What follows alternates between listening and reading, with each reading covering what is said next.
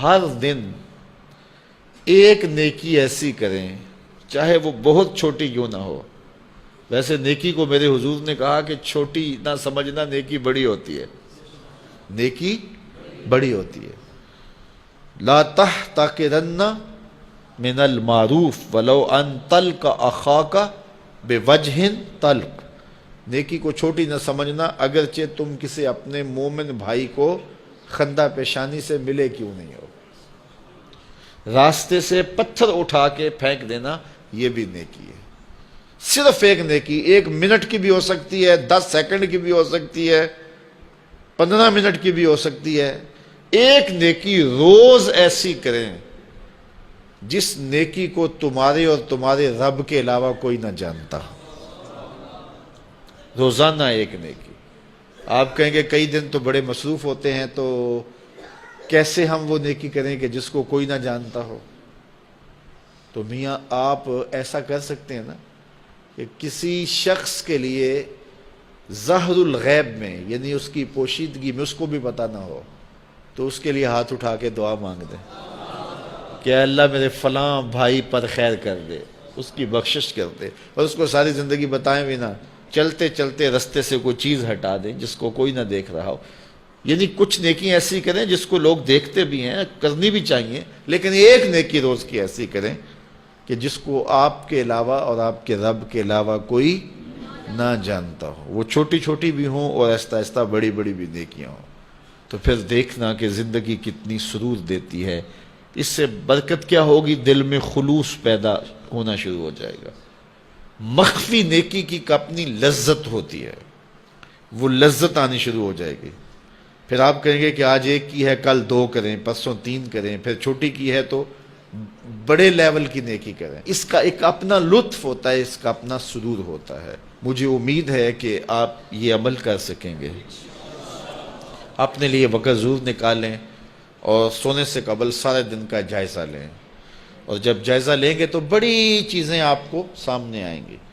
فرمایا گیا نا، حاسبو قبل ان تحاسبو. قبل اس سے کہ تمہارا حساب کیا جائے تم اپنا حساب خود کیا کرو. اپنا حساب. جن لوگوں نے عمرہ کیا ہوا ہے یا حج کیا ہے ان کو میری اس بات کی زیادہ سمجھ آئے گی، باقی بھی سمجھ جائیں گے. جب آخری دن ہوتا ہے نا عمرے کا یا حج کا، واپسی کا، تو اس وقت کیا مسئلہ بنا ہوتا ہے سب کو کہ وہ کنڈا لے کے نا سارے اپنا سامان تول رہے ہوتے ہیں کہ وہ وزن پورا ہو جائے، ایئرپورٹ پہ جا کے پریشانی نہ بنے. حالانکہ وہاں تلنا ہوتا ہے، لیکن وہ کہتے ہیں کہ یہیں تول کے میاں وزن پورا کر لو، وہاں 3 کلو 4 کلو بڑھ گیا تو وہاں پھر نکال کے کیا کریں گے سامان کا. تو وہ پہلے ہی وہاں وزن پورا کر رہے ہوتے ہیں کہ وہاں جا کے ایئرپورٹ پہ پریشانی نہ ہو. تو یہی یہ حدیث ہے، یہی فرمان ہے، حاسبو قبل ان تحاسبو. وہاں پریشانی نہ ہو، یہیں وزن پورا کر کے جاؤ. تو یہیں اپنے اعمال تولو، اپنا محاسبہ کرو، اپنے آپ کو دیکھو، اپنے اندر اترو، اور پھر دیکھنا کہ زندگی کتنی خوبصورت ہو جائے گی.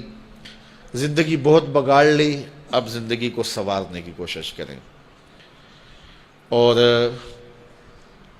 اگر میرے اور آپ کے ذمے قضا نمازیں ہیں، قضا نمازیں، تو ہم سب سے پہلے اپنی قضا نمازوں کو پورا کریں. حتیٰ کہ یہ جو نمازوں کے ساتھ نفل پڑھتے ہیں تو جتنی دیر تک قضا پوری نہ ہو جائیں اس وقت یہ جو وقت ہے یہ بھی قضا نمازوں میں جو ہے وہ صرف کریں. ظہر کی نماز پڑھی ہے تو 2 سنتیں 2 نفل پڑھنے کی بجائے 4 فرض قضا فجر کے پڑھ لیے جائیں، اور فرصت ہے تو اور زیادہ پڑھ لیے جائیں.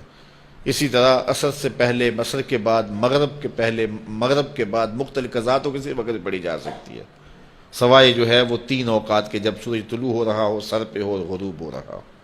عصر سے مغرب تک جو ہے وہ نفل نماز نہیں ہے، لیکن قضا اس وقت بھی پڑھی جا سکتی ہے.